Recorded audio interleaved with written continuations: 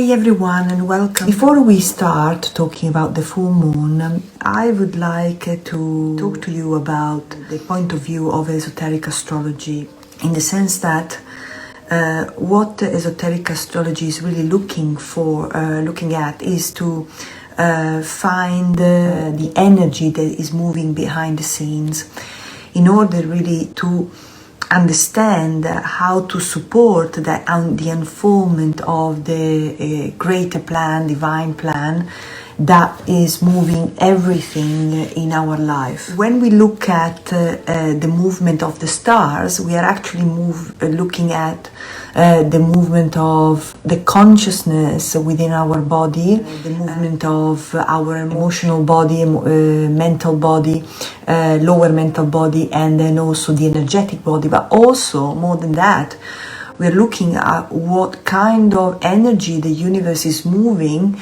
is triggering in order to support the awakening of the higher self or soul within us, so that that higher self or soul may be the one that guides, that leads our life through our intuition and our inner voice. We know we are at the threshold to big ages, the age of Pisces, the Piscean era, and the age of Aquarius, the new era. It actually means that we are really asked to shift our consciousness from our head, which is an aspect within us that has gone through a very deep evolutionary process in the last 2000 years, and now use developed that energy, that brain, in a completely new way to become a part of us that can receive and become sensitive to something coming from another level. This is why in the esoteric teaching we call number 16, which is also the day of this full moon, the mind as a mirror. The mind has to become a mirror of something that is felt in the heart, and the mind is able to has to become able to decode exactly what has been felt, so has been perceived. In this process, we are all going through a sort of an inner conflict, because a part of us is still holding on to the past, the old way of looking at things, the old way of dealing with things, with situation, and then the old way of planning our life, and the new way, the Aquarian age, which is the age where we have to find our place in the world, our role in the world, by following what we really feel we love in our heart. So our path is the one is going to be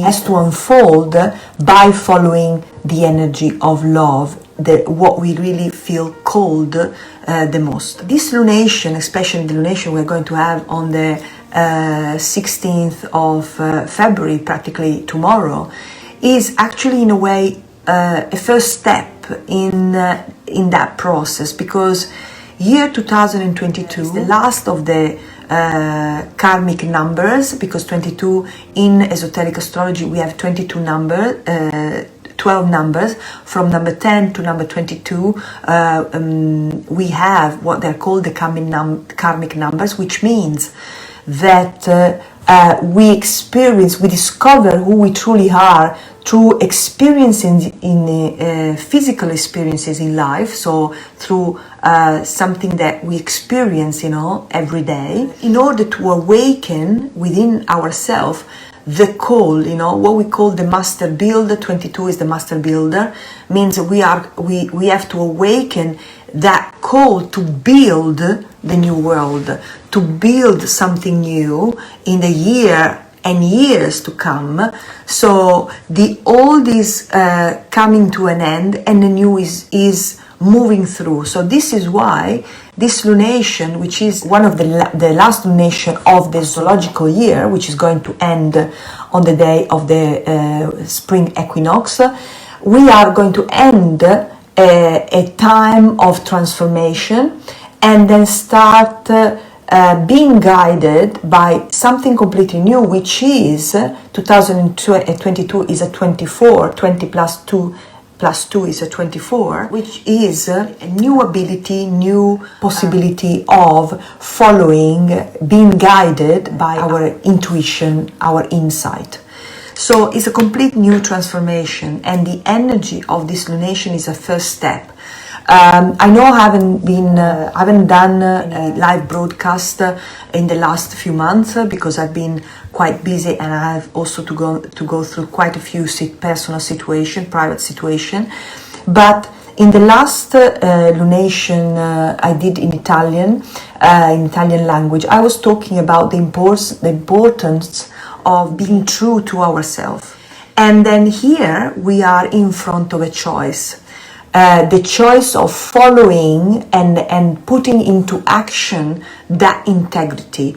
And whatever we're going to choose at the time of this lunation, and maybe some of us have already chosen, and some of us are going to choose in the next week or so, is going to have an effect in the long term, in the months to come, because it's going to really trigger the awakening of this new direction, which is also going to represent the first building block on which we're going to build our new life, the new beginning. The full moon is going to be in Leo, and Leo is also associated to the heart meridian.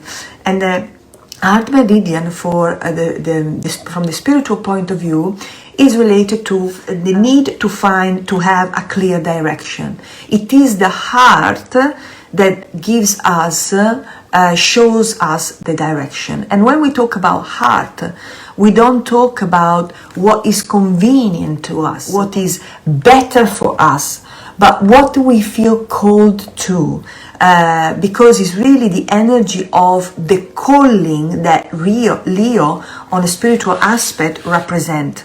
Having the courage to follow the inner call, and put it into practice. Be able to live up to that call, because this is what the new man, the master builder, the man of the future, has to really learn to follow and to live up to. 16 in sacred numerology is also related to the energy of love, but also is also related in the tarot to the tarot card, the Tower, which is really about leaving behind the tower that we built in the past, that is really dominating the mind, because we believe that with the mind, we have an idea of what is right, and then what we can control. 16 is a 7, which is also the chariot, which is symbolic of the conflict we're going to have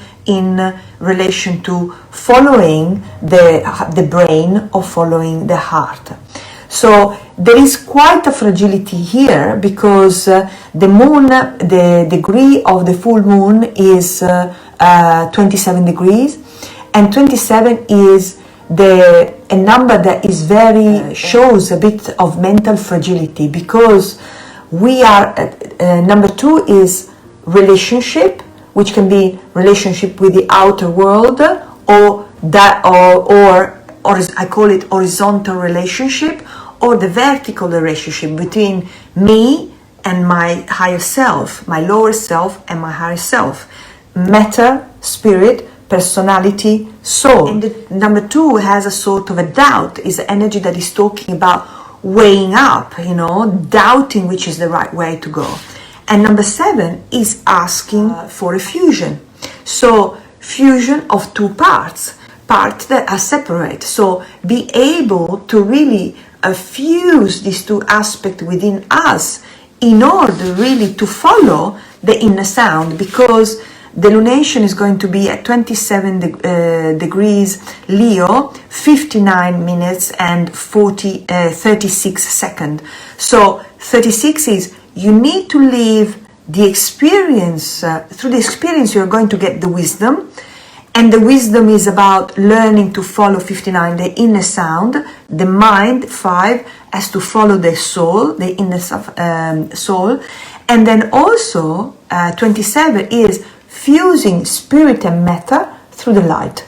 So it's a big shift, and we are in a way in front of a choice, an inner choice. What do we love the most? Is a big lunation and is asking us to align the personality to the soul. And in order to do that, we have to dissolve any belief, any emotion, any behavior, in order to go through the alchemical process that is going to transform us deeply, is a deep inner transformation. So the problem at the time of this lunation is really the mind. In fact, from the astrological point of view, we are going to have quite a very peculiar lunation. When I do my chart, the astrological chart, I don't only use the personal planet or the transpersonal planet, but I also put the planets in the solar system that has been discovered after 2000, which are 𝗙𝗡𝗙𝗃, Eris, 𝗙𝗂𝗡𝗙, and so on. But if we ignore these planets and we use astrology, we look at the astrological chart without considering this factor, because I also put the asteroid and so on, we are going to find quite an interesting thing. There is the moon holding, you see all the planets on this side, they're all sitting on this side. It's like she's holding like the handle of a bucket, she's holding, the moon is holding all the other planets like we are holding the handle of a bucket. The planet that is found in the handle of the bucket is the one that is really triggering, challenging, either challenging or easy time, and is asking us to transcend itself, which means transcending the behavior that that planet is triggering. And the fact that we have the moon there, it means that the challenge is really the personality. Our personality is creating subtle diversion that can lead us astray, lead us away from what we should do. So the thinking mind, maybe wondering whether it is right, whether it's wrong, whether we are going to lose our place in the world, because Leo is really having our place in the world, in society. And the moon is really asking, is tested whether we have the courage really to be guided from to listen to our inner call. Bear in mind that the Leo rules the heart. So do you follow the love for your call, or do you follow the pride, which is actually the tower that I've just mentioned? Because if we follow the pride, if we follow our pride, what we have built, what we have created, what's going to happen? We are going to feel heavy. We're going to feel heavy about something in our life, and that heaviness, the fact that we're going to have the courage, because Leo is really about the courage to follow our heart. We're going to really be completely overwhelmed by it. Whether if we follow what we love, what we feel called to do, then we start threading the path, unfolding the true path of our new life. So it's a really important point, because the sun in Aquarius, and the sun is always opposite at the time of the full moon, is opposite in this opposite sign. In this case, is in Aquarius. Aquarius rules the ankles. And the ankles determine the way we stand and we move in the world. The sun is really asking us, so the sun is the soul, what are you standing for?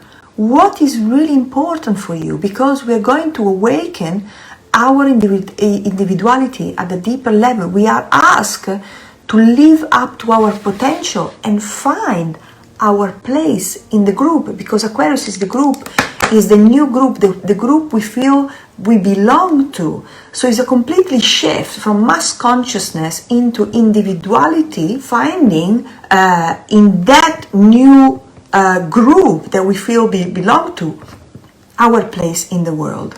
So it's really quite a challenge, because at the time of this lunation, we also have two boomerang.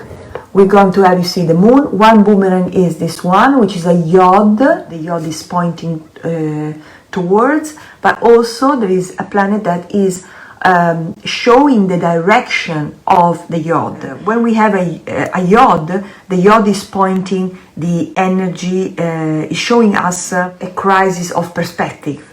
So we are divided between the two points that are the two planets that are holding the energy of the 𝗏. We have actually another one here, I don't know if you see that. So practically we are divided by 𝗙𝗏 and Pluto conjunct Mercury, which simply means that we are invited to go deep in the subconscious mind to find the truth, that the hidden motives that are taking us, that are influencing our choices.